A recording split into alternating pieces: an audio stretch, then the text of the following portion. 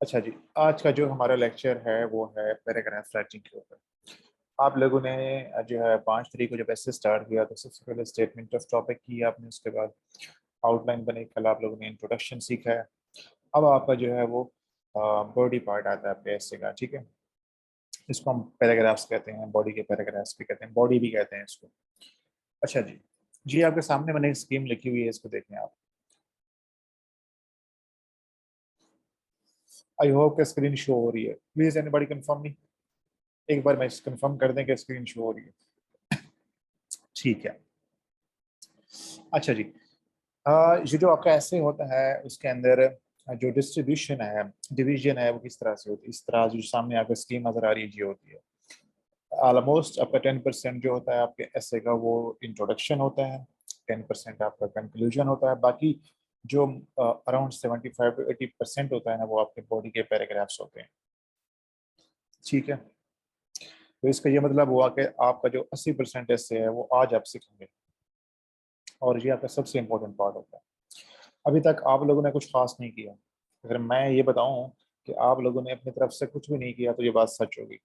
ठीक है, आप लोगों को मैंने सिखाया कि स्टेटमेंट इस तरह बनानी है, आउटलाइन इस तरह आपने करनी है, फिर उसके अकॉर्डिंग आपने स्ट्रक्चर फॉलो करते हुए इंट्रोडक्शन लिखना है।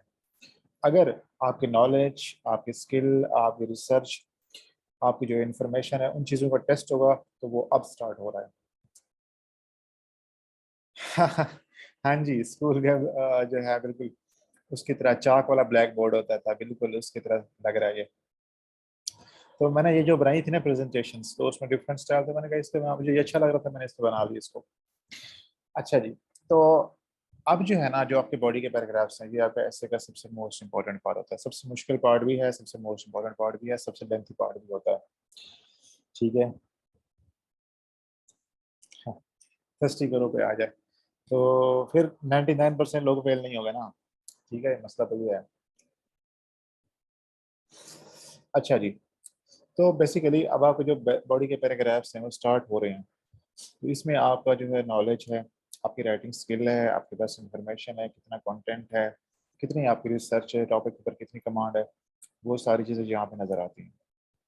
और अगर मैं कहूँ कि आपके ऐसे में सबसे मुश्किल पार्ट जो होता है वो आपके बॉडी पैराग्राफ्स है, तो ये बात बिल्कुल दुरुस्त होगी। क्योंकि बॉडी के पैराग्राफ्स को मैच्योर करने में, यूनिफॉर्म बनाने में, हर पैराग्राफ ऑलमोस्ट एक जैसा हो, सेम क्वालिटी के साथ हो, आप हर टॉपिक सेंटेंस को साबित करें। अच्छा, ये जो सवाल मैंने पूछा था ना कि उसका जवाब ये है कि जो आपका स्टेटमेंट ऑफ टॉपिक होता है वो आपका एस्से का होता है। स्टेटमेंट ऑफ टॉपिक या थीसिस स्टेटमेंट आपके एस्से का होता है, टॉपिक का होता है। जबकि जो टॉपिक सेंटेंस होता है वो बॉडी के पैराग्राफ का मेन सेंट्रल आइडिया, और वो उसकी जगह वगैरह जो है वो स्टार्ट में होती है। तो हम चीज़ें आज इंशाल्लाह वो डिटेल में डिस्कस करेंगे। जी, जो मेन डिफरेंस है आपने याद रखना है। ठीक है, अब हम चलते हैं कि देखते हैं कि बॉडी के पैराग्राफ क्या करना है, क्या नहीं करना, किस तरह से लिखे जा सकते हैं आपके। ठीक है, अच्छा जी। आपका जो ऐसे होता है, मैंने आपसे कहा था कि जो आपकी आउटलाइन होती है, जो आपकी आउटलाइन होती है उसके अंदर जो एक पॉइंट होता है ना वो एक पैराग्राफ को शो कर रहा होता है। हम ये फर्स्ट करते हैं कि कल जो आपने आउटलाइन बनाई थी गवर्नेंस क्राइसिस के ऊपर, उसमें आपने 20 पॉइंट लिखे थे टोटल मिला के। उसमें 6-7 कॉजेज, 5-6 कॉन्सिक्वेंसेज और 6-7 उसके जो आपने सोल्यूशन दिए। टोटल मिला के आपने 20 पॉइंट लिखे हैं। तो अब आपको अपने एस्से में 20 पैराग्राफ ही लिखने पड़ेंगे। ठीक है, तो एक पॉइंट जो होता है ना वो एक पैराग्राफ को शो कर रहा होता है। जी आपने याद रखना है। प्रैक्टिस के दौरान तो मैं आपको जो है वो अलाउ करता हूँ कि आप आउटलाइन कम्प्रीहेंसिव बना लें ताकि आप आइडियाज़ अच्छे हो जाएं, रेलिवेंट चीज़ें आपके पास आ जाएं। और अगर आप ब्रेनस्टॉर्मिंग करते हैं तो उसमें से कुछ पॉइंट्स आपके हाथ से गुजर जाते हैं तो वो आपको बाद में याद रहते हैं। लेकिन जब आप पेपर के अंदर या कहीं मॉक दे रहे होंगे, पेपर अटेम्प्ट कर रहे होंगे, तो जितने पॉइंट्स आपकी आउटलाइन में उतने पैराग्राफ्स होंगे। ऐसा नहीं है कि आपने 15 पॉइंट लिख दिए और आपने जो है वो 12 पैराग्राफ कर दिए, तो आप स्ट्रेट फेल हो जाते हैं वहाँ पर आप। ये आपने ख्याल रखना है इसका। ठीक है, तो आपकी आउटलाइन के अंदर जितने पॉइंट्स होंगे उतने ही आपके जो है क्या कहते हैं बॉडी के पैराग्राफ्स बन जाएंगे। ये आपने हमेशा याद रखना है। अब बच्चे कुछ पूछते हैं कि सर एक बंदा जो है उसके 39 नंबर आए, 38 आए, और एक बंदे के 40 क्यों आ गए, अब वो 39 पे क्यों फेल हो गया। उसकी रीज़न ये समझ आती है कि जब वो ऐसे कर रहा होगा एंड पे तो उसके पास टाइम नहीं बचा और उसने क्या किया कि 2 पैराग्राफ को या 3 को उसने कंबाइन करके एक बना दिया, तो वही फेल हो गया वो। या उसके जो है वो इंट्रोडक्शन, सॉरी, कंक्लूजन के अंदर कोई इशू आ गया, उसका ऐसे पूरा नहीं है उसका एंड के ऊपर। तो 39 पे 38 पे लोग फेल होते हैं और उसकी रीजन यही बनती है। ठीक है, तो ये बड़ी सीरियस किस्म की मिस्टेक्स होती हैं, इसको आपने बिल्कुल अवॉइड करना होता है, इनका बहुत ख्याल रखना होता है आपको। अच्छा जी, अब आइडियली जो आपका एक 2500 वर्ड का ऐसे होता है, उसके लिए कितने पैराग्राफ जरूरी हैं? देखें, जो हमारे टीचर्स हैं, हाँ उसकी तरफ आते हैं, एस सी एस में समय उसमें हम आएंगे इंशाल्लाह। मैं अभी थोड़ा सा डिस्कस करूंगा अभी अगली स्लाइड में। जो आपका एक आइडियली 2500 से 3000 वर्ड का ऐसे होता है, उसमें नंबर ऑफ पैराग्राफ्स जो होते हैं वो 18 से 20 होना चाहिए, कम से कम 18 से 20 होना चाहिए। डिस्क्रिप्टिव ऐसे की बात कर रहा हूँ ये। आर्गुमेंटेटिव ऐसे में थोड़ा लेंथ शॉर्ट हो जाती है, वो हम करेंगे, उसके ऊपर बाद डिस्कस करेंगे। बट जो डिस्क्रिप्टिव ऐसे जैसे अभी आप कर रहे हैं, उसके अंदर कम से कम 18 से 20 पैराग्राफ लाजमी होते हैं, आपने करने होते हैं अपने ऐसे के अंदर। उसके अलावा जो आपका पीएमएस कैसे होता है, वो पीएमएस पंजाब की अगर हम बात करते हैं तो उसकी लेंथ कम होती है।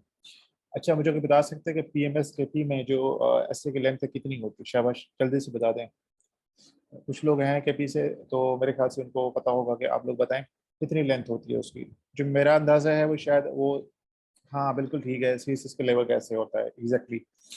तो आप लोगों ने जो है यही वाला ऐसे जो सीएसएस कैसे है वही लिखना है वहां पर। आपके पास 3 घंटे होते हैं, 100 नंबर होते हैं। ठीक है, ठीक है, ओके। लेकिन पंजाब के जो पीएमएस है उसके अंदर 2 घंटे होते हैं, और तकरीबन आपने जो है वो 1200 या 1500 वर्ड का ऐसे करना, वो शॉर्ट ऐसे हो जाता है। ठीक है, लेकिन अगर आप पीएमएस पंजाब का ऐसे कर रहे हैं तो उसमें आप 12 से 14 पैराग्राफ कर सकते हैं। लाइक मैंने 2020 में जो ऐसे किया था उसके अंदर अराउंड कोई 10-11 पैराग्राफ थे और मैंने 65 स्कोर किया उसमें। अभी जो मैंने पीएमएस दिया उसके अंदर मैंने तकरीबन अराउंड 13-14 पैराग्राफ्स लिखे थे। ठीक है, तो ये आप जो है वो आइडियल, ये एक लेंथ होती है, उसमें आप जा सकते हैं। लेकिन सीएसएस के ऐसे में आपने कोशिश करनी है 18 तक लाजमी तौर पर अपने पैराग्राफ्स को ले जाएं। ठीक है। अच्छा जी, अब चलते हैं कि आपका जो सीएसएस और पीएमएस का ऐसे है उसके बॉडी में और ओवरऑल फर्क थोड़ा देख लेते हैं हम। सर के भी पीएमएस में एक ऐसे प्रेसी के पेपर में भी होता है शॉर्ट ऐसे। अच्छा ओके, मैं उस पर बात करूंगा। हारिस, ये आपने मुझे जब हम दोबारा क्लासेस स्टार्ट करेंगे ना 3 दिन के गैप के बाद, आपने मुझे रिमाइंड करवाना ये सवाल। ये हम तब डिस्कस करेंगे इंशाल्लाह इसको हम। अच्छा कि आपने ये बता दिया।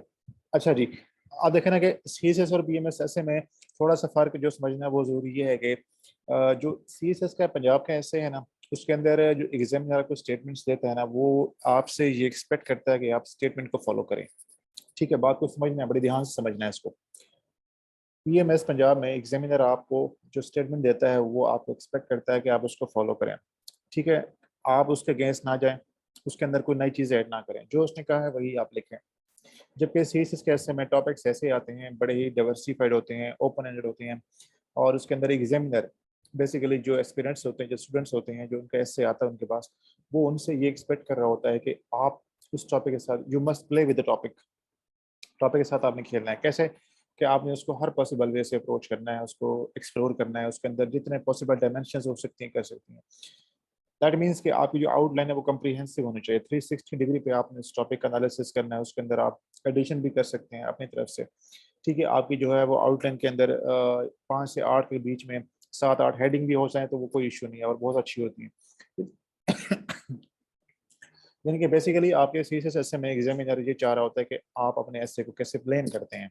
ठीक है ना, उसके अंदर आपकी क्रिएटिविटी कितनी है, जो टॉपिक आपको दिया है उसके साथ आपने किस तरह खेला है, उसके अंदर आपने क्या एडिशन किया है, उसके साथ आपने कैसे नए नए उसके अंदर एस्पेक्ट्स ऐड किए हैं। ये चीज़ें एग्जामिनर इस चीज़ को पसंद करता है, लेकिन वो चीज़ें रेलिवेंट होनी चाहिए, गैर जरूरी ना हो। जी आपने ख्याल रखना है। उसके अलावा C S P M S S में जो लेंथ का इशू फर्क होता है वो मैंने बता दिया आपको, कि उसमें जो है वो 1200-1500 वर्ड कैसे होता है, जबकि वहाँ पर सी एस एस के अंदर 2500 वर्ड कैसे होता है। इसी तरह जो नंबर ऑफ पैराग्राफ्स हैं वो कम हो जाते हैं, और फिर जो बॉडी के पैराग्राफ्स हैं उसकी लेंथ भी कम हो जाती है।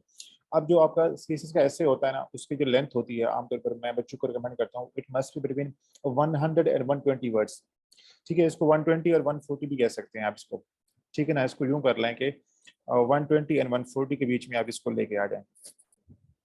जो सीसेस कैसे है जो कि आज हम सीख रहे हैं, जो हम कर रहे हैं, इसमें आपका जो पैराग्राफ है उसकी जो नॉर्मल लेंथ है वो नोट करने पे बस बिटवीन 120 एंड 140 वर्ड्स, इसके बीच में आपने इसको रखनी होती है। ठीक है, जबकि जो पीएमएस का शॉर्ट ऐसे होता है 1500 वर्ड का या 1200 वर्ड का, उसके अंदर जो आमतौर पर जो उसकी लेंथ होती है बिटवीन 90 एंड 100, क्योंकि 90 80 और 100 या 90 और 110 के बीच में आप इसको लेके आ सकते हैं, ये इसमें काफ़ी हो जाती है। ठीक है। अच्छा जी, उसके अलावा ये आपने ख्याल रखना है कि जो आप ऐसे कर रहे होंगे जिसमें पैराग्राफ्स हैं वो तकरीबन सेम लेंथ होने चाहिए सारे के सारे। मतलब कोई आपका 100 का हो सकता है, कोई 120 का, कोई 130 का, लेकिन बहुत ज़्यादा फर्क नहीं डालना आपने उसके अंदर। ऐसा ना हो कि उसको देख के विजिबली ये फर्क फील हो कि यार ये तो पैराग्राफ बहुत शॉर्ट कर दिया, इसने ये बहुत लंबा कर दिया। तो ये आपने ख्याल रखना है। आमतौर पर जो उसकी लेंथ है वो आपने मेंटेन करनी है नॉर्मल, उसकी जो एक साइजेबल लिमिट होती है ना वो आपने उसको मेंटेन करना होता है। अच्छा जी, उसके बाद है कि पैराग्राफ राइटिंग जो है, अब मैंने आपको बता दिया है कि जो आपका ऐसे का 80% हिस्सा है वो किसके ऊपर होता है, बॉडी के पैराग्राफ्स के ऊपर होता है, और इसके लिए आपको काफ़ी सारी जो है वो प्रैक्टिस की ज़रूरत होती है। उसके अलावा जिसमें लास्ट पॉइंट लिखा है वो ये है कि मैंने आपसे कहा था कि जब हम आउटलाइन बनाते हैं तो उसके अंदर हम एक काम करते हैं जिसको हम कहते हैं लॉजिकल सीक्वेंस। अब वो जो लॉजिकल सीक्वेंस है ना, अगर आपको ठीक है तो आपके पैराग्राफ ठीक हो जाएंगे। अब यही लॉजिकल सीक्वेंस जो होता है ना वो आपके पूरे ऐसे के अंदर कोहेरेंस लेकर आता है। कोहेरेंस क्या ये होती है कि आपका जो फर्स्ट पैराग्राफ है वो अगले से कनेक्ट हो रहा होता है, कनेक्टेड होता है, और दूसरा तीसरे से, तीसरा चौथे से, चौथा पांचवे से, इसी तरह तमाम पैराग्राफ्स जो होते हैं वो आपस में कनेक्ट हो रहे होते हैं। अगर ये इसी तरह कनेक्टिविटी चलती है तो आपका लॉजिकल सीक्वेंस ठीक होता है। अगर ये कनेक्टिविटी होती है तो आपके ऐसे में कोहेरेंस आती है, और अगर कोहेरेंस आती है तो आपका ऐसे बड़ी आसानी से पास हो जाता है। अगर आपके ऐसे में कोहेरेंस ना हो तो ऐसा लगता है कि एक पैराग्राफ दूसरे से अलग है, दूसरा तीसरे से अलग है, वो बिल्कुल डिफरेंट लग रहे होते हैं, वो आपके जो स्टेटमेंट ऑफ टॉपिक है उससे कनेक्ट नहीं हो रहे होते। और अगर ऐसा हो तो फिर आपके लिए मसला है।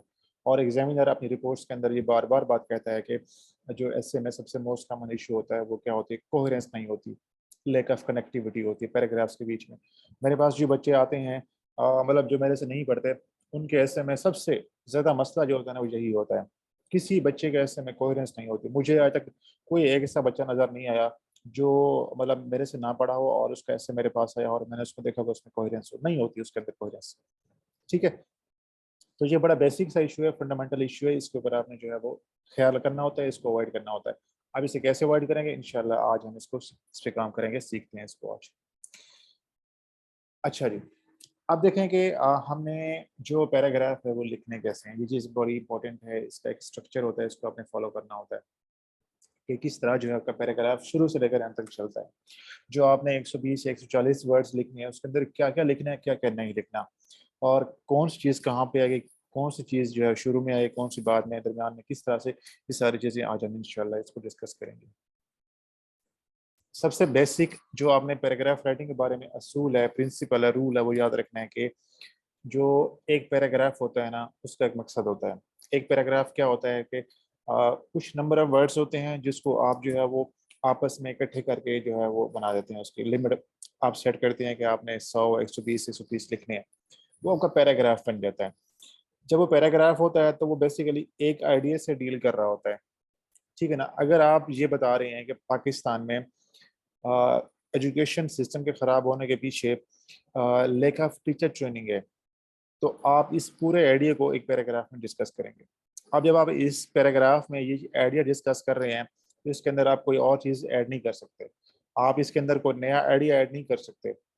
ठीक है ना, ये आपने याद रखना है कि एक पैराग्राफ जो होता है वो हमेशा एक ही आइडिया से, एक ही टॉपिक सेंटेंस से डील कर रहा होता है।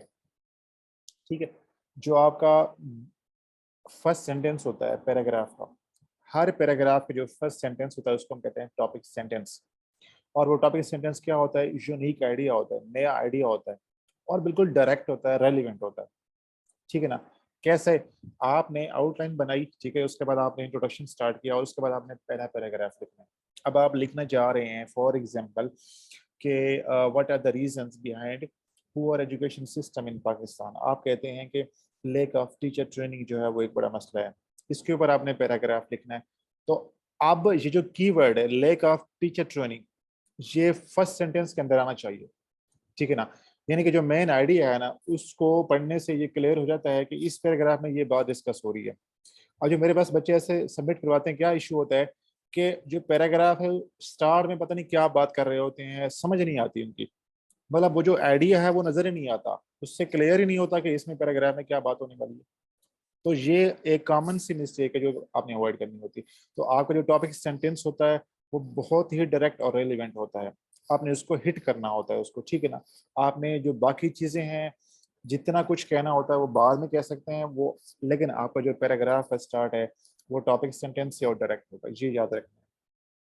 उसके अलावा आप दो पैराग्राफ के सॉरी एक पैराग्राफ के अंदर दो पॉइंट्स को जो है आप इकट्ठे नहीं कर सकते।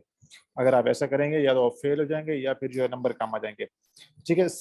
लेकिन मैं इस चीज को, अगर कोई बच्चा ऐसा करता है ना, मैं उसको ऐसे पास नहीं कर सकता, ठीक है। तो ये एक बड़ा सीरियस इशू होता है, बहुत बड़ी मिस्टेक होती है, बेसिक मिस्टेक है ये, जो पैराग्राफ राइटिंग के रूल्स हैं उसके अगेंस्ट जा रहे होते हैं आप। तो आपने इसका बहुत ख्याल रखना है इस चीज का। अच्छा जी, अब हम देखते हैं कि जो आपने पैराग्राफ लिखना है उसका स्ट्रक्चर क्या होगा। जैसे आपने इंट्रोडक्शन लिखा, उसका जो है बस ओपनिंग होती है, बिगिनिंग होता है, उसके बाद स्टेटमेंट ऑफ टॉपिक, फिर मिडल पार्ट होता है और कंक्लूडिंग पार्ट होता है। इसी तरह जो आपका पैराग्राफ्स होते हैं, जो एक पैराग्राफ होता है उसके भी इसी तरह तीन हिस्से होते हैं, थ्री पार्ट्स होते हैं, जिसको आपने जो है वो फॉलो करना होता है, ठीक है। अगर आप इस स्ट्रक्चर को फॉलो करते हैं तो आपका पैराग्राफ बिल्कुल ठीक हो जाएगा, उसमें कोई इशू नहीं होगा, ठीक है। लेकिन अगर आप इसमें गलती करते हैं और इन पार्ट्स के अंदर आप कोई जो है वो कंफ्यूजन क्रिएट करते हैं या इसको लिखते हुए कोई इसमें चीज़ें आगे पीछे करते हैं, तो फिर आपके पैराग्राफ का जो स्ट्रक्चर है वो खराब हो जाता है। अब हम देखते हैं कि कौन कौन से वो पार्ट्स हैं, कौन कौन से वो हिस्से हैं जिसको आपने फॉलो करके अपना पैराग्राफ लिखना है। तीन हिस्से होते हैं, ठीक है। नंबर वन, टॉपिक सेंटेंस, जो सबसे पहला सेंटेंस होता है आपके पैराग्राफ में, वो क्या होता है, टॉपिक सेंटेंस होता है। जो सबसे लास्ट सेंटेंस होता है आपके पैराग्राफ में, उसे कहते हैं हम लास्ट सेंटेंस या कंक्लूडिंग सेंटेंस कहते हैं उसको। जबकि इन दोनों के दरमियान में, इन दोनों के बीच में जो चीज़ आ रही होती है, जो हिस्सा होता है, जो पार्ट होता है आपके पैराग्राफ का, उसको हम कहते हैं डिस्कशन पार्ट या मिडल पार्ट भी कहते हैं इसको। आर्गुमेंट पार्ट भी कह सकते हैं, डिस्कशन पार्ट भी कह सकते हैं, ठीक है। यानी कि जो आपका पैराग्राफ होता है उसके तीन हिस्से होते हैं। सबसे पहला सेंटेंस जिसको हम टॉपिक सेंटेंस कहते हैं, नंबर टू डिस्कशन पार्ट होता है, और नंबर थ्री आपका जो लास्ट में सेंटेंस होता है उसको कहते हैं हम कंक्लूडिंग सेंटेंस होता है। अब ये देखते हैं कि टॉपिक सेंटेंस कैसा हो सकता है, क्या होना चाहिए, किस तरह से। जब भी आपने पैराग्राफ लिखना स्टार्ट करना है तो सबसे पहले आपने क्या करना है, अपने आउटलाइन के ऊपर वापस जाना है। आपने जब इंट्रोडक्शन लिख लिया है, याद रखें ये बात जो मैं अभी बता रहा हूँ, इसको नोट कर लें। जब आप इंट्रोडक्शन मुकम्मल कर लेते हैं, जब आप इंट्रोडक्शन मुकम्मल कर लेते हैं, जहाँ पे आपका इंट्रोडक्शन ख़त्म हो जाएगा वहाँ पे फुल स्टॉप लगाना है। उसके बाद अगली लाइन आपने छोड़नी है, अगली लाइन आपने छोड़नी है, और फिर दूसरी लाइन के मिडल से आपने पैराग्राफ स्टार्ट करना है। समझ आइए बात की, यानी कि जहाँ पे जैसे आज आप लोगों ने इंट्रोडक्शन लिखा था, जहाँ पे आपका इंट्रोडक्शन खत्म हुआ उससे अगली लाइन आप छोड़ेंगे, फिर दूसरी लाइन जो है वो उसके मिडल से आपने पैराग्राफ स्टार्ट करना है। जब आपका एक पहला पैराग्राफ खत्म हो जाएगा, डिस्कशन और बॉडी पार्ट, नहीं सारे पूरे पैराग्राफ की बात कर रहा हूँ मैं बताऊंगा अभी आपको, ठीक है ना। यूं समझे ना कि जब आप पैराग्राफ शुरू करें, पहला पैराग्राफ स्टार्ट करना है, तो आपने इंट्रोडक्शन के बाद एक लाइन छोड़ के फिर दूसरी लाइन के मिडल से स्टार्ट करना है पहला पैराग्राफ। जब आपका जो है पहला पैराग्राफ खत्म हो जाएगा तो दूसरा पैराग्राफ लिखने के लिए फिर अगेन उसी तरह आपने स्पेस छोड़नी है, एक लाइन छोड़नी है, और दूसरा पैराग्राफ दूसरी लाइन के मिडल से, फिर तीसरा पैराग्राफ इसी तरह एक लाइन छोड़ के। तो मतलब ये कि प्रॉपर आपने एक लाजमी एक लाइन छोड़नी है और उसको मिडल से स्टार्ट करना है फिर आपने, ताकि ये आसानी हो देखने में, पढ़ने में कि एक पैराग्राफ कहाँ से शुरू हो रहा है और कहाँ पे खत्म हो रहा है। बहुत सारे बच्चों के ऐसे में पता नहीं चलता कि पैराग्राफ स्टार्ट कहाँ से हो रहा है, खत्म कहाँ पे हो रहा है, तो वो फेल हो जाते हैं, डायरेक्टली फेल हो जाते हैं, ठीक है ना। मैं ऐसे बच्चों को ऐसे चेक ही नहीं करता, क्योंकि वो इतनी मुश्किल होती है, पता नहीं चलता कि पैराग्राफ कहाँ पे लिखा हुआ है, कहाँ पे शुरू हुआ है, कहाँ पे खत्म हो रहा है। तो ये आपने हमेशा ख्याल रखना है, ठीक है ना। लेकिन हाँ, तीन फिंगर्स का नहीं, मतलब ये कि आप कम से कम एक लाइन जरूर छोड़ें उसके बीच में, ताकि आसानी हो देखने में कि वाकई में जो है यहाँ पे एक पैराग्राफ खत्म हो गया और अब दूसरा पैराग्राफ स्टार्ट हो रहा है, ठीक है ना। तो ये बस आपने ख्याल रखना है इसका स्पेसिंग का। अच्छा जी, जब आपने पैराग्राफ लिखनी है, स्टार्ट करने, तो आपने जाना है वापस अपनी आउटलाइन के ऊपर। जो आपका फर्स्ट पॉइंट है, मैं ये फर्ज करता हूँ, मैं ये फर्ज कर रहा हूँ, ठीक है, कि आपने जो आउटलाइन बनाई थी एजुकेशन सिस्टम के ऊपर, उसमें जो पाकिस्तान का reasons behind poor education system in Pakistan, उसमें आपने सबसे पहले लिखा है कि low budget allocation is a main reason behind poor education system in Pakistan. ये आपका पहला पॉइंट है। इसी को सेम टू सेम उठाना है और आप लिख देना है, ये आपका पैराग्राफ स्टार्ट हो जाएगा। ठीक है, सेम टू सेम उठाना है और आपने पैराग्राफ स्टार्ट कर देना है। मैं अभी आपके सामने यहाँ पे लिखता हूँ, ठीक है ना। अभी इसको हम करते हैं, एक मिनट। अब देखें, जैसे मैंने यहाँ पे ये खत्म किया इंट्रोडक्शन, ठीक है, तो आपने एक लाइन छोड़ी, फिर दूसरी लाइन के आपने जो है वो मिडल से जाके स्टार्ट करना है। अब हम फर्ज करते हैं कि आप ये आउटलाइन में जो रीजंस है उसमें पहला पॉइंट क्या है कि low budget allocation is a major reason for the poor education system in Pakistan. जी, आपने पहला पॉइंट उठाया और उसको आपने यहाँ पे लिख दिया, ये आपका टॉपिक सेंटेंस आ जाएगा। ये फर्स्ट पार्ट आपका मुकम्मल हो गया, ठीक है। उसके बाद आपको चलते हैं हम दूसरे पार्ट पे, जिसको हम कहते हैं डिस्कशन पार्ट, या आपका जो है वो क्या होता है।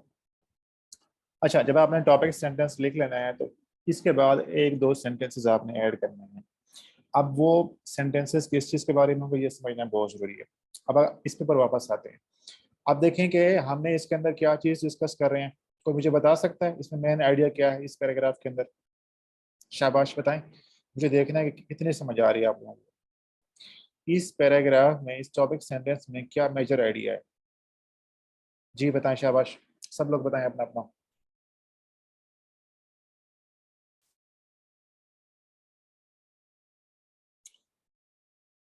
ट्रांजिशन यहाँ पे नहीं होता यार, वो पैराग्राफ्स के बीच में होता है।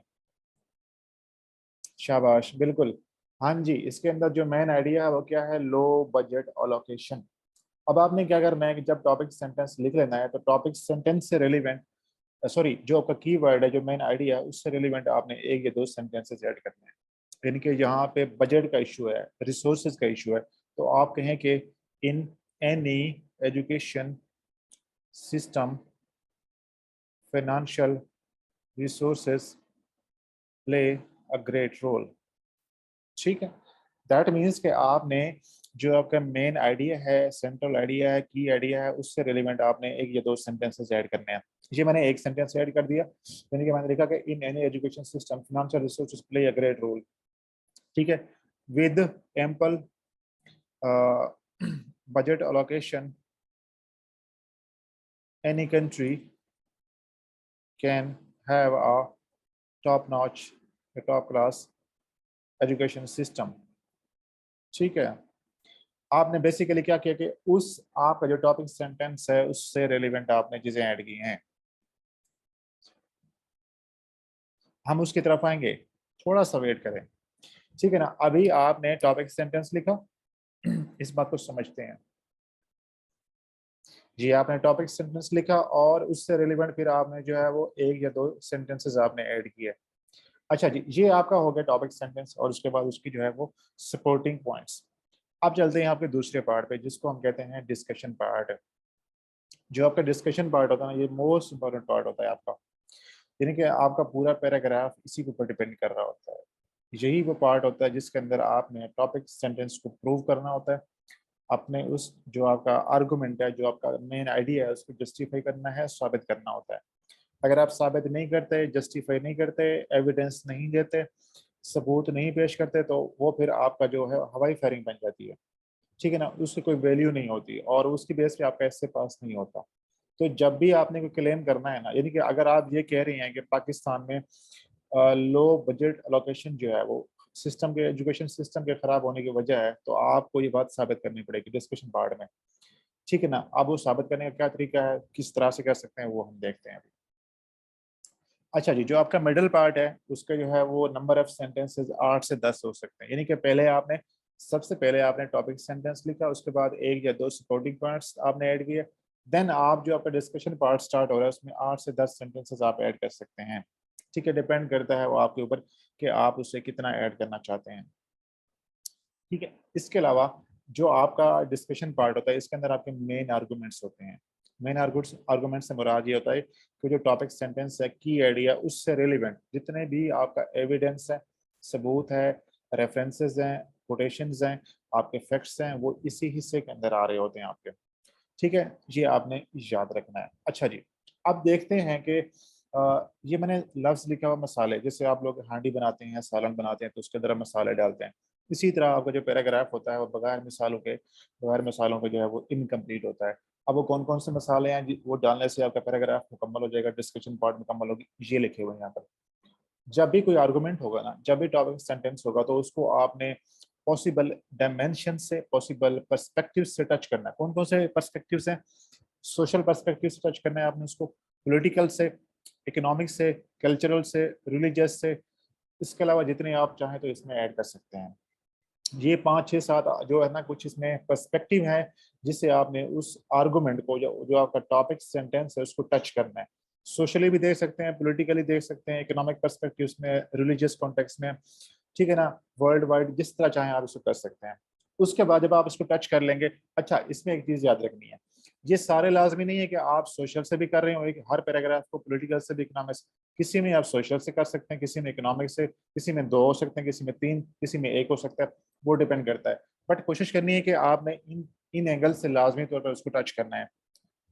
अच्छा जी, जब आप उसे टच कर लेंगे, उसके बाद आपने क्या करना है, आपने देने हैं फैक्ट्स नंबर 1, आपने रेफरेंसेस देने हैं, फैक्ट्स देने हैं, रेफरेंसेस देने हैं, कोटेशन दे सकते हैं, डेटा है वो दे सकते हैं, बुक का हवाला लाजमी, बुक का नाम दे सकते हैं, कंपैरिजन है वो दे सकते हैं, कोटेशन दे सकते हैं, करंट ट्रेंड है वो आप दे सकते हैं, कोई केस स्टडी है वो आप दे सकते हैं।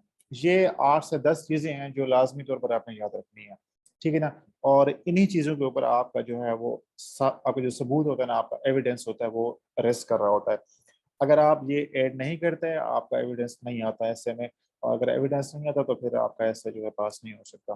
तो आपने याद रखना है कि जब आप टॉपिक सेंटेंस को social, political, economic, cultural, religious perspective से टच कर लेते हैं, उसके बाद आपने जो चीज़ डालनी होती है वो क्या होती है, वो उसके अंदर फैक्ट्स होते हैं, उसके अंदर डेटा होता है, उसके अंदर बुक्स के हवाले होते हैं, किसी केस स्टडी का हवाला है, कोई एग्जाम्पल है, कोई रेफरेंस वगैरह है, ठीक है, किसी इदारे की रिपोर्ट का हवाला है, कोई कंपेरिजन है, कोई एग्जाम्पल वगैरह है, और कोटेशन वगैरह, ये आप इसके अंदर ऐड कर सकते हैं। अब ये सारी चीज़ें नहीं आएंगी, 3, 4, 5 हो सकती हैं, किसी में रेफरेंस हो सकता है, किसी में कोटेशन हो सकती है, किसी में एक डेटा हो जाएगा तो किसी में बुक का हवाला हो जाएगा, किसी में 2 चीज़ें तो किसी में 1, किसी में 3 तो किसी में कुछ हो जाएगा। ये आपने मिक्स करके according to your paragraph, according to demand of your paragraph वो आपने करते जाना है, ठीक है। अब हम देखते हैं कि ये करना कैसे है, मैं आपको करके दिखाऊंगा अभी। अब देख चलते हैं हमारे पास अपने टॉपिक सेंटेंस के ऊपर। आपका टॉपिक सेंटेंस क्या है कि low budget allocation is a major reason for the poor education system in Pakistan. In any education system financial resources play a great role. ठीक है, with ample budget location any country can have a top notch education system. अब हम चलते हैं कि पाकिस्तान के हवाले से, हमारा टॉपिक सेंटेंस पाकिस्तान के हवाले से। In Pakistan the governments have failed to spend enough resources on education। ठीक है, अब मैं कहता हूं कि फॉर इंस्टांस या फॉर इंस्टांस, ठीक है, according to the economic survey of Pakistan 2022, ठीक है, only 4% of GDP was spent on education in the country। ये आपने क्या दिया, आपने एविडेंस दिया है, जो आपने, हम इसके सारे सवालों की तरफ आएंगे, थोड़ा सा वेट करें फातिमा। जो आपने टॉपिक सेंटेंस दिया था उससे रेलिवेंट, उसको सपोर्ट करने के लिए आपने एविडेंस दे दिया। यानी कि जब आपने ये कहा था कि पाकिस्तान में जो बजट है वो कम स्पेंड होता है, अब अगर आप इसको सपोर्ट नहीं करेंगे विद एविडेंस, विद फैक्ट, तो ये खाली बात रहेगी। जब आपने एविडेंस दे दिया, आपने हवाला दे दिया, इकोनॉमिक सर्वे ऑफ पाकिस्तान का हवाला दिया, फिर आपने इसमें फैक्ट डाल दिया, तो वो उसके ऊपर मुहर लग गई है। अब इसे कोई बंदा चैलेंज नहीं कर सकता इस बात को, कोई ये नहीं कह सकता कि आपने गलत बात कर दी है, कोई ये नहीं कह सकता कि आपने जो है खाली किस्म की स्टेटमेंट दे दी है और उसे आपने सपोर्ट नहीं किया। अब आपने उसको सपोर्ट कर दिया है, ठीक है। इसके बाद अगर आप चाहें तो किसी बुक का हवाला भी दे सकते हैं। फॉर एग्जाम्पल मैं कहता हूँ कि Maleeha Lodhi in her book Pakistan beyond the crisis state reports the same reason for Pakistan's poor education system। ठीक है जी, आपने बुक का हवाला दे दिया है, ठीक है ना जी, आपने क्या किया, बुक का हवाला दे दिया है। 1 मिनट में इसकी लेंथ चेक कर लो कितनी हुई है, ठीक है। अच्छा जी, अब देखें जी, आपने टॉपिक सेंटेंस दिया, उसके बाद आपने जो है वो क्या किया, आपने उससे रेलेवेंट सपोर्टिंग पॉइंट्स दे दिए। उसके बाद आपने क्या किया कि आपने जो है वो उस पर्सपेक्टिव थे, इसमें सोशल है, पॉलिटिकल है, इकोनॉमिक है, उससे आप टच करना चाहें वो कर सकते हैं। देन आप उसमें फैक्ट्स वगैरह हैं वो दे सकते हैं, ठीक है। और इससे क्या है कि आपका जो टॉपिक सेंटेंस है वो प्रूव हो जाता है, ठीक है ना, उसमें जो है कोई कमी नहीं रहती उसके अंदर। अब इसके बाद भी अगर आप चाहें कोई कोटेशन आपके पास आ रहा है, कोई केस स्टडी आ रही है, ठीक है, मजीद उसके अंदर कुछ आ रहा है तो वो भी आप ऐड कर सकते हैं।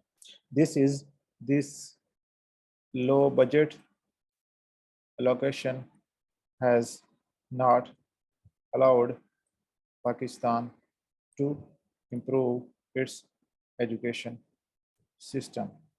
As a result, the whole country suffers and continues to lag behind in all sectors।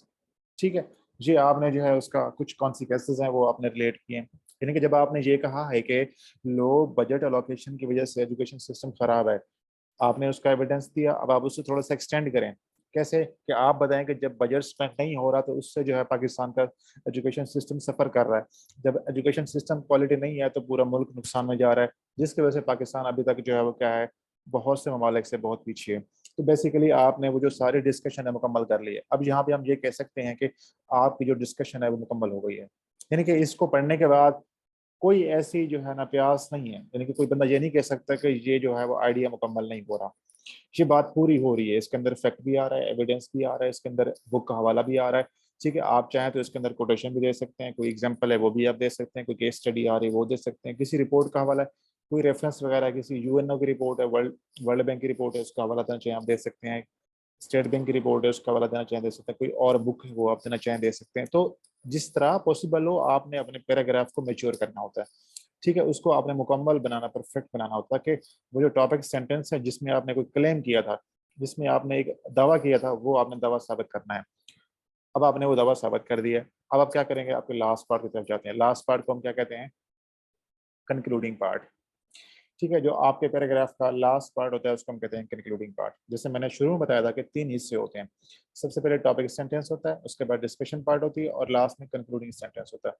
ये आपके ऐसे में जो लास्ट सेंटेंस होता है उसको हम कहते हैं कंक्लूडिंग सेंटेंस, ठीक है। अब जो कंक्लूडिंग सेंटेंस है उसके 2 मकसद होते हैं, 2 उसके ऑब्जेक्टिव्स होते हैं, याद रखने हैं आपने, ठीक है ना। अगर आपको ये बात समझ नहीं आएगी ना, आपके ऐसे में कोहेरेंस नहीं बनेगी, यही सबसे इंपॉर्टेंट पार्ट है। और अगर आप इसको समझ लेते हैं तो आपके ऐसे में कोहेरेंस बन जाती है।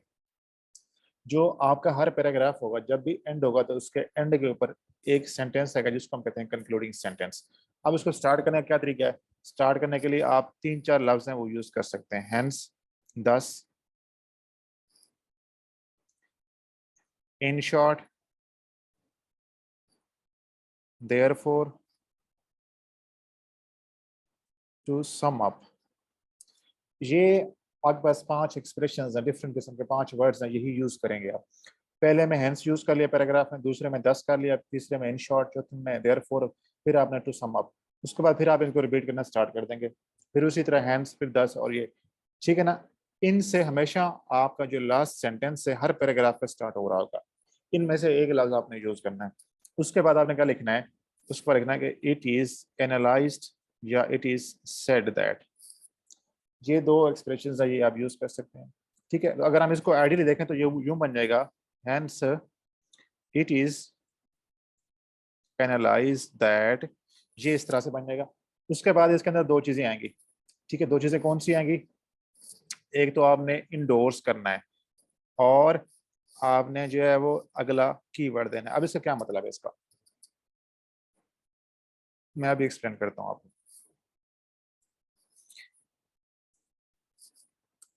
देखें, जब भी आप लास्ट सेंटेंस लिखेंगे ना, हैंस कामा लगाना है, उसके बाद या 10 लिखें, जो भी यूज करें, इट इज सेड या इट इज स्टेटेड दैट, उसके बाद आपने क्या करना है, इसके दो हिस्से होते हैं। दो हिस्से क्या है? पहला हिस्सा जो होता है ना, उसके अंदर आपने टॉपिक सेंटेंस को रिपीट करना है।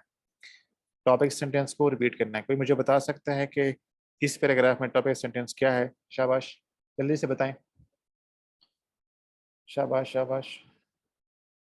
इस पैराग्राफ में टॉपिक सेंटेंस क्या था?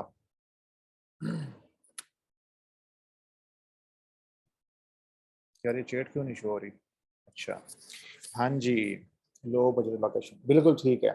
अब आपने क्या करना है, टॉपिक सेंटेंस को रिपीट करना है। It is said that Pakistan education system could not develop due to low budget allocation। जी आपने क्या कर दिया, आपने उस टॉपिक सेंटेंस को रिपीट कर दिया। आप अपना जो पहला सेंटेंस है उसको पढ़ें और इसको पढ़ें, कोई फर्क नहीं है इसके अंदर। वर्डिंग थोड़ी आगे पीछे हो सकती है बट मकसद आइडिया सेम है उसका। ठीक है, तो आपने क्या करना है कि पहले पार्ट के अंदर आपने टॉपिक सेंटेंस को इंडोर्स करना है, रिपीट करना है, सम अप करना है। आपका जब भी पैराग्राफ एंड हो रहा होगा ना, उसके एंड के ऊपर हमेशा इसी तरह आपने टॉपिक सेंटेंस को इंडोर्स करना होता है, सम अप करना होता है। अगर आप नहीं करते तो आपका पैराग्राफ खत्म नहीं होता, और अगर आप खत्म करते हैं पैराग्राफ को तो गलत होता है वो। ठीक है, नंबर 2, उसके बाद आपने क्या करना है, दूसरी चीज जो इसके अंदर आएगी वो होगी अगले पैराग्राफ से आपने जोड़ना है इसको। ठीक है, आपने सिर्फ इंडोर्स नहीं करना, सम अप नहीं करना, बल्कि अगले पैराग्राफ से भी आपने कनेक्ट करना है इसको। अब वो कैसे कर सकते हैं, उसके डिफरेंट तरीके हैं। आप एंड लगा लें, along with लगा लें, एज वेल एज लगा लें। ठीक है, या कोई और कनेक्शन आप बिल्ड करने के लिए भी आप कह सकते हैं, या यूं भी कह सकते हैं। अभी इतना समझ लें, आप एंड लगा लेते हैं फॉर एग्जांपल। ठीक है, आप एंड लगाएं और अगला जो कीवर्ड है, आप वापस जाना है आउटलाइन के अंदर, आउटलाइन में वापस जाएं और देखें दूसरा पॉइंट क्या है। हम ये फर्ज कर रहे हैं कि लो बजट के बाद आपकी आउटलाइन में जो अगला पॉइंट है वो है लेक ऑफ टीचर ट्रेनिंग। तो मैं यहाँ पे लिखता हूँ lake of teacher training, full stop. मैं ये सारे निकाल लेता हूँ, सिर्फ मैं वो रखता हूँ जो आपको समझ आएगा। ठीक है, एंड ये देखें, अब इसको पढ़ें आप इसको। ठीक है, hence it is analyzed that Pakistan's education system could not develop due to low budget allocation and lack of teacher training। इसको आप यहाँ से निकालें। ठीक है, और इसको यहाँ पे ले आए, तो ये क्या बन जाएगा आपका, आपका जो है वो ये बन जाएगा आपका कंक्लूडिंग पार्ट, कंक्लूडिंग सेंटेंस बन जाएगा। अब जब भी कोई आपका पैराग्राफ का लास्ट सेंटेंस पढ़ेगा तो उसे ऑटोमेटिकली ये अंदाजा हो जाएगा कि जो लेक ऑफ टीचर ट्रेनिंग है इसके बारे में अगला पैराग्राफ है, या अगला पैराग्राफ जो है वो इस चीज के बारे में है। तो बेसिकली आपने फर्स्ट पैराग्राफ के अंदर अगले पैराग्राफ का आइडिया दे दिया, उसको एक्सप्लेन कर, थोड़ा सा कनेक्ट कर दिया। तो जब आपका वो खत्म कर रहा होगा पैराग्राफ, तो ऑटोमेटिकली उससे पता है कि अब अगले पैराग्राफ में ये चीज आने वाली है, तो ये दो पैराग्राफ आपस में कनेक्ट हो गए। इसी तरह जब दूसरा पैराग्राफ खत्म हो रहा होगा तो तीसरे पैराग्राफ का जो कीवर्ड है वो आप मेंशन करेंगे, फिर तीसरे के एंड पे चौथे का, चौथे के पांचवे का। तो बेसिकली इस तरह आप पूरे ऐसे को जो है वो उसके पैराग्राफ्स को आपस में कनेक्ट करके जोड़ रहे होते हैं।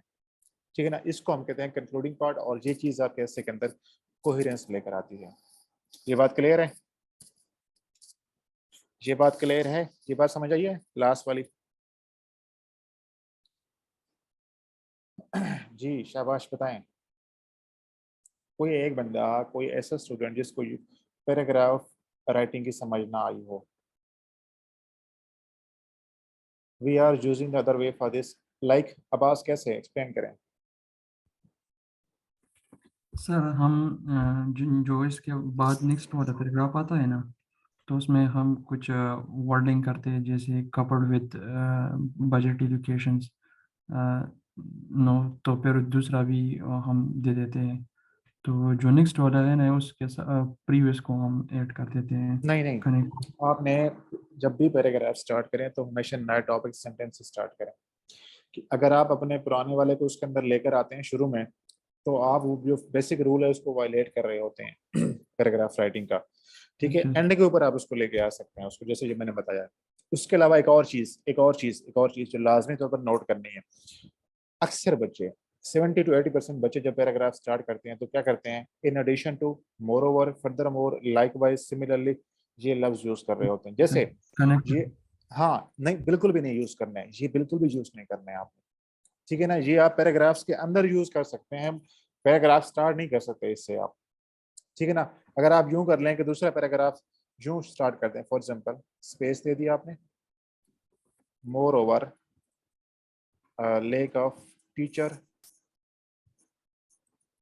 Training has impeded the growth of Pakistan's education system। तो आप क्या कर रहे हैं, गलती कर रहे होते हैं। गलती कैसे है, आप मोर ओवर लगा रहे हैं, दैट मीन्स कि आपका जो पिछला पैराग्राफ है खत्म नहीं हुआ, उसके एक्सटेंशन कर रहे हैं आप लोग। जबकि हमने तो ये कहा है कि हमने एक आइडिया को एक पैराग्राफ में खत्म कर देना है और दूसरा पैराग्राफ दूसरे आइडिया के ऊपर होगा। तो आप उसे मोर ओवर से, लाइक वाइज, सिमिलरली से नहीं कर सकते। हमेशा आपने डायरेक्ट उसको स्टार्ट करना है अपने कीवर्ड्स के साथ या उसके साथ, ठीक है। The lake of teacher training या लेक ऑफ टीचर ट्रेनिंग, जो भी कह सकते हैं आप इसको। ये बात क्लियर है, समझ आ गई ये बात की? Excuse me sir. जी जी सर आपने लिखा है हेंस इट इज एनालाइज ना सर, कंक्लूडिंग सेंटेंस जब आपने स्टार्ट किया। सर जरा प्लीज वो सामने ला सकते हैं सर पैराग्राफ जो मैं शो करूं आपको? जी जी सर। सर ये हाँ आपने लिखा है hence it is analyzed that Pakistan's education system could not develop due to low budget allocation and lack of teacher training। Sir we have analyzed in this paragraph के low budget allocation से develop नहीं हुआ, लेकिन हमने तो lack of teacher training analyze नहीं किया, वो तो हम next paragraph में करेंगे, लेकिन हाँ बिल्कुल sentence ठीक, एक ही चलता बिल्कुल है ठीक सर। है, बिल्कुल ठीक कह रहे हैं। अब देखें, इसके दो तरीके हैं कि आप इसको चाहे नया सेंटेंस बना दें, लेकिन नया सेंटेंस बनाने से बेहतर है आप उसके एंड के ऊपर उसको ऐड कर दें, ठीक है ना। आप यहाँ इसको यूं भी कह सकते हैं कि एक और तरीका ये होता है कि hence it is analyzed that Pakistan's education system could not develop due to low budget allocation which also caused, इसको यूं करता हूं मैं, which has led to which has led to lack of teacher training। लेकिन अगर मैं आपको direct शुरू में ये तरीका बता रहा था तो ये बच्चों के लिए बहुत मुश्किल हो जाना था। तो मैंने आपकी आसानी के लिए, ताकि आप इसको बात को समझ भी जाएं और आपको ये भी पता हो कि ये हम क्यों कर रहे हैं, यहाँ पे क्यों लिख रहे हैं, उस चीज़ को मैंने आपको एंड एज वेल एज और अलॉन्ग विद बताया। स्टार्ट में आप यही यूज करें, एंड है, as well as, along with है। बाद में जाके जब आपका ऐसे बहुत अच्छा हो जाता है, प्रैक्टिस हो चुकी होती है, मेच्योर होता है, तो आपको ऑटोमेटिकली फील होता है तो उसमें जो कनेक्शन है वो नेचुरल बन जाता है, उसमें ये फिर इशू आता ही नहीं है उसके अंदर, ठीक है। तो ये उसका वायलेशन नहीं हो रही हमने, यानी कि अगर आप ये समझते हैं कि हमने ये प्रूव नहीं किया ये वाला पॉइंट, ऐसा नहीं है। ये बेसिकली हमने कनेक्ट करने के लिए उसके अंदर उसको जो है वो लेकर आए हैं उसको, ठीक है ना। ये कनेक्टिविटी के लिए होता है इसका। अच्छा जी, कुछ सवाल है, what are the other ways to show coherence in paragraphs? ये मैंने बता दिया आपको, यही वाला तरीका था फातिमा, जो कोहेरेंस हम लेकर आते हैं ना, कि आपके जो है वो it has also caused, which has led to, which as a result is causing, इस तरह करके आप उसको जो है वो कोहेरेंस बना रहे होते हैं। And along with, as well as के अलावा आप ये तरीका भी यूज कर सकते हैं। कोहेरेंस कोहेरेंस ये होती है इरफान के जो आपका एक पैराग्राफ है वो अगले पैराग्राफ से जुड़ा होना चाहिए, कनेक्ट होना चाहिए। अब एक पैराग्राफ दूसरे से जुड़ा हो, दूसरा तीसरे से, तीसरा चौथे से। जिस तरह तस्वीर में दाने आपस में जुड़े होते हैं ना, तो उसको अगर आप एक दाना निकालेंगे तस्वीर गिर जाती है आपकी। इसी तरह आपके तमाम पैराग्राफ जो होते हैं वो आपस में कनेक्ट होते हैं और वो कनेक्ट होकर आपका जो स्टेटमेंट ऑफ टॉपिक है उसको प्रूव कर रहे होते हैं। इसको हम कोहेरेंस कहते हैं, ठीक है। तो हाँ जी बिल्कुल जैनब, ठीक है, ऐसे कह रहे हैं। रिपीट सर थोड़ा सा दूसरा पैराग्राफ स्टार्ट कैसे होगा, ये मैंने बता दिया यासिर आपको कि lake of teacher training has impeded the growth of Pakistan education system. फिर उसी तरह आप उसको जो है वो सपोर्ट करने के लिए आर्गूमेंट्स देंगे, फिर उसके डिस्कशन में एविडेंस वगैरह, फैक्ट्स वगैरह, बुक्स के हवाले, और फिर उसका जो है कंक्लूडिंग सेंटेंस आप लिखेंगे उसका। मेंटोर्स कनेक्टर्स यूज करते हैं हर, हाँ जी यार ये सर हम जो है ना क्या रहता है, जिस तरह साहब है उनके ऐसे के बुक में मैंने देखा था यही यूज किया होता ना, मोर ओवर है, लाइक वाइज, देयरफॉर, ये सारा, लेकिन बिल्कुल भी ठीक नहीं है ये चीज़, इसको आपने यूज नहीं करना आपने इसको। अच्छा जी, और ऊपर मेरे ख्याल से सवाल एक बार फातिमा ने सवाल पूछा था कोई, हाँ क्या वो पूछ रही हैं कि हम कितने फैक्ट्स वगैरह डाल सकते हैं। ये अच्छा सवाल है, बिल्कुल। देखें आपने कोशिश करनी होती है कि प्रैक्टिस के दौरान, जब अभी आप प्रैक्टिस कर रहे हैं, ऐसे लिख रहे हैं, सीख रहे हैं, इसमें आप कोशिश करें कि हर पैराग्राफ के अंदर एक ना एक फैक्ट लाजमी हो, उसमें कोई कोटेशन भी आ जाए, कोई बुक का हवाला भी आ जाए, कोई एग्जांपल भी आ जाए, 2-3 चीज़ें लाजमी आनी चाहिए। उसकी रीज़न क्या है? जब आप प्रैक्टिस करते हैं और लिखते हैं और वो चीज़ आपके हाथ से गुजरती है, तो वो आपको याद रहती है। अगर आप पैराग्राफ में बिल्कुल भी कोई चीज़ नहीं लिख रहे, तो आपको याद ही नहीं रहेगी। अगर आपने हाथ से गुजार लिया, उसको लिख लिया, आपको उसमें से अगर 20-30%, 40% चीज़ें भी याद आ जाएँ, तो आपके पेपर के अंदर ऐसे बड़ा अच्छा हो जाता है। लेकिन अगर आप प्रैक्टिस में नहीं करते, तो फिर आपको बड़ा मसला हो जाता है। तो इसलिए आपने कोशिश करनी है हर पैराग्राफ में ढूँढ-ढूँढ के कहीं न कहीं से लाज़मी तौर पर आप फैक्ट वगैरह लिखें उसके अंदर, कोटेशन कोई ट्राई कर लें, कोई बुक का हवाला दें, कुछ ना कुछ लाज़मी आप उसके अंदर ऐड करें। प्रैक्टिस के दौरान आपने ये करना है, लेकिन बहुत ज़्यादा नहीं करना है, कहीं ऐसा ना हो कि ये रिपोर्ट लग जाए, ठीक है? तो आपने ये ख्याल रखना है कि ये जो है सपोर्ट करने के लिए, एविडेंस देने के लिए करना है, ना कि उसकी आपने स्टफिंग करनी है। एक और चीज़ कि आपने ये जो फैक्ट्स वगैरह ये कहाँ से लेने हैं, जब मैं आपको ऐसे सेंड करता हूँ ना, मॉडल ऐसे भेजता हूँ, उसमें से यही चीज़ें लिखी होती हैं। तो उसमें से बुक का हवाला दिया गया होगा पैराग्राफ के अंदर, कोटेशन दी गई होगी या कोई फैक्ट होगा या कोई एग्ज़ाम्पल, वो उठा के अपने ऐसे में लिख दो आप, ठीक है ना? आपने उठाना है और अपने ऐसे में लिख देना है। अभी के लिए इतना करना है आपने। इस स्टेज पे आपने यही करना है। अगर आप इसको ढूँढने पे लग जाएँगे, कोई फैक्ट वगैरह अगर आपको पहले से पता है तो अच्छी बात है, वो लिख दें। अगर आप नहीं पता तो उस एसे में से उठा के आप लिख दें। अभी के लिए आपने अपना एक तो एसे का जो पैराग्राफ है वो ठीक करने हैं और दूसरा आपको अंदाज़ा हो जाएगा कि इसके अंदर रेफ़रेंस डालने कैसे होते हैं। तो आपने वो एसे में से चीज़ें हैं कॉपी करेंगे, कोई इश्यू नहीं है, उसमें से उठा लें, हेल्प ले लें आप उसको। ठीक है? यार मैं पानी पी लूँ, मैं आता हूँ 1 मिनट, मेरा गला बड़ा खुश्क हो रहा है। आप लोगों के सवाल आप ड्रॉप करें, अभी मैं उसके जवाब देता हूँ।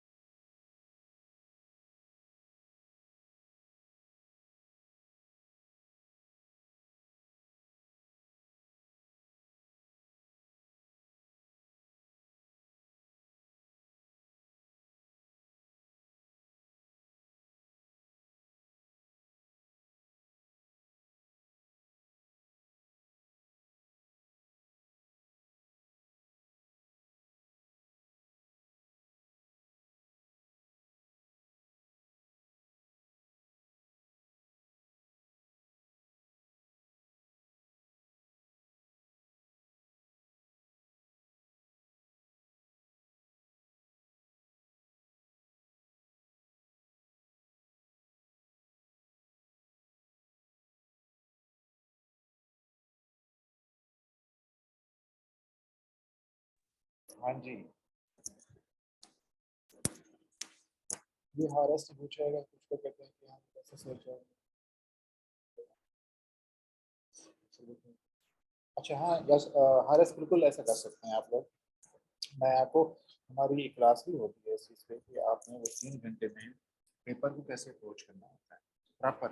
पहले 5 मिनट में क्या करना है, फिर अगले 10 मिनट में क्या करना है, फिर अगले 20 मिनट में क्या करना है, आउटलाइन कितने टाइम में ख़त्म करनी है, कब बनानी है, कब नहीं बनानी, कब नीट करनी है, इंट्रोडक्शन पे कितना टाइम देना है, पैराग्राफ में कितना टाइम देना है। ये मैं आपको एक पूरा लेक्चर इस बात पे होता है कि वो 3 घंटे का टाइम आपने कैसे यूज़ करना है। बट अभी के लिए इतना याद रखें कि आप अपनी आउटलाइन रफ में बना सकते हैं, चाहे तो उसे नीट एंड पे करें या स्टार्ट में कर लें, कोई भी इशू नहीं, जैसे आपको आसानी लगे वैसे करते हैं आप।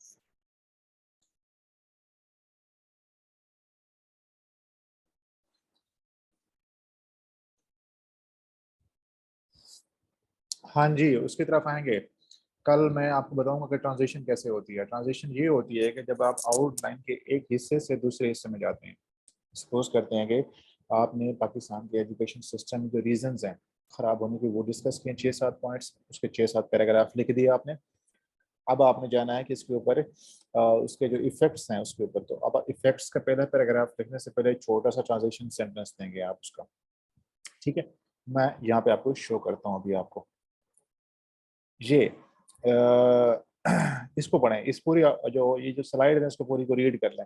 जो इसको रीड कर ले वो डन कर दे एक बार, फिर मैं आपको एक्सप्लेन करता हूँ।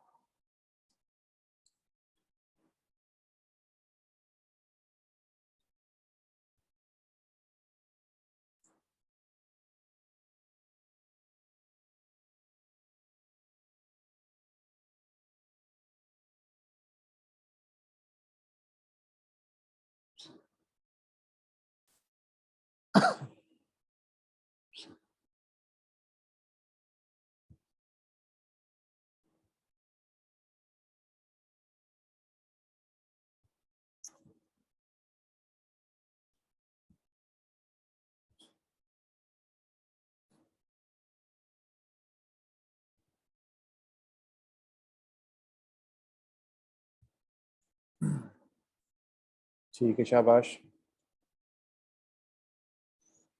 अच्छा जी, अब ये ट्रांजिशन क्या होती है इसको समझ लेते हैं। जब आपने पैराग्राफ लिखना स्टार्ट किए, ठीक है, आपने जो है वो रीजंस हैं 6-7 आपने लिख दिए हैं, उसका आखिरी पैराग्राफ जहाँ पे ख़त्म होगा उसके बाद अगेन आपने उसी तरह लाइन छोड़नी है। हम ये फ़र्ज़ करते हैं कि ये जो आपने पैराग्राफ लिखा था ये वाला, ये आपका आखिरी पैराग्राफ था रीजंस में, फ़र्ज़ कर रहे हैं हम। इसके बाद आपने जो है वो क्या देने हैं, इफ़ेक्ट्स देने हैं कि एजुकेशन सिस्टम ख़राब है तो उसके इफ़ेक्ट्स, तो आप उसी तरह स्पेस देंगे, ठीक है, नॉर्मल पैराग्राफ की तरह। अब आप एक ट्रांजिशन सेंटेंस ऐड करेंगे, उसको हम स्विचिंग भी कहते हैं, ट्रांजिशन भी कहते हैं, जिसमें आप ये बता रहे होते हैं कि पिछले पैराग्राफ्स में या पिछले सेक्शन के अंदर रीजंस को हमने डिस्कस किया और अब अगले पैराग्राफ के अंदर उसके जो इफेक्ट्स हैं वो एक्सप्लेन किए जाएंगे। इससे क्या होता है कि एग्जामिनर को या पढ़ने वाले को ये अंदाज़ा होता है कि इसने रीजंस लिख दिए हैं, अब ये इफेक्ट्स है उसकी तरफ जा रहा है या सोल्यूशंस की तरफ जा रहा है, ठीक है। तो आपने लिखना है कि इन द preceding या previous section reasons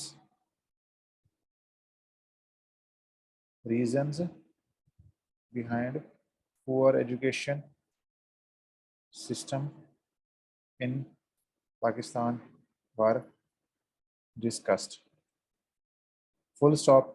now in the subsequent मतलब अगले या following paragraphs its effects will be explained, full stop। फिर आपने उसी तरह लाइन छोड़ के स्पेस दे के उसके बाद जो आपका इफेक्ट्स वाला पैराग्राफ है वो आपने स्टार्ट कर देना है। तो ये बेसिकली 2 लाइंस का या 3 लाइंस का, 2-3 सेंटेंसेस का छोटा सा ट्रांजिशन पैराग्राफ जैसे सेंटेंस होता है जो आपने देना है।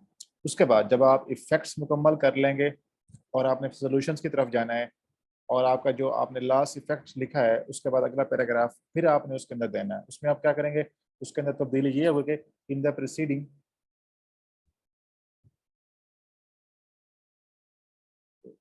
स्क्रीन शो हो रही है सबको? मुझे ऐसा लगा कि स्क्रीन शो नहीं हो रही किसी को। अच्छा जी, स्क्रीन शो हो रही है? प्लीज बता दे कोई बंदा। ओके, शुक्र है। अच्छा, अब आपने क्या करना है कि जब आपने सॉल्यूशंस की तरफ जाना है तो आपने लिखना है कि इन द प्रीसीडिंग या in the previous sections effects of poor education system of Pakistan were discussed। now in the subsequent sections paragraphs solutions to improve it paragraphs solutions to improve it will be explained या elaborated, जो भी चाहे आप use कर लें, ठीक है। तो ये आपने ट्रांजिशन सेंटेंस इस तरह से देना होता है। ये 2 हो सकते हैं मैक्सिमम या 3 हो सकते हैं, 3 नहीं बल्कि 2 ही काफ़ी हो जाती हैं, ठीक है ना। जब आपने आउटलाइन के एक मेजर सेक्शन से दूसरे सेक्शन में जाना होता है तो वहाँ पे आप ट्रांजिशन सेंटेंस दे रहे होते हैं। चलें जी, ये है आपका पैराग्राफ राइटिंग के बारे में। तमाम पैराग्राफ्स इसी स्टाइल पे और इसी स्ट्रक्चर के साथ ही आपने लिखने होते हैं। जो सोल्यूशंस वाले हैं उसके अंदर आप शुड इस्तेमाल कर रहे होते हैं, स्टार्ट में शुड यूज़ करें, बाकी उसके अकॉर्डिंग जो टेंस वगैरह है आप जहाँ पे चेंज करना बनता है आप उसको चेंज करते जाएंगे। कोई सवाल वगैरह हो तो आप पूछ सकते हैं आप लोग।